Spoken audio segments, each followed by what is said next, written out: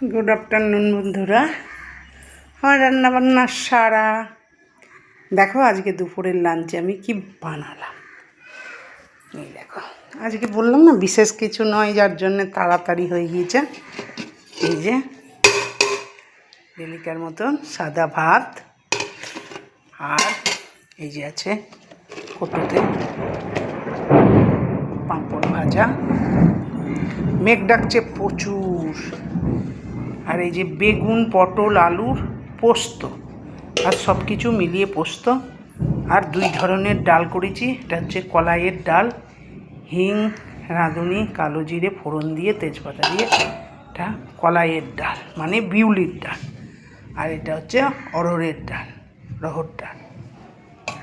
বর খায় না কলাইয়ের ডাল, এই জন্যে এই হচ্ছে আজকের রান্নাবান্না।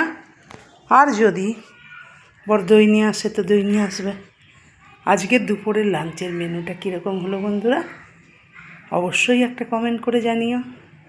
ভালো লাগলে একটা লাইক করে দিও, আর একটা সাবস্ক্রাইব করে আমার চ্যানেলটার পাশে থেকো। আবার খাবারের সাথে আসবো। বাই।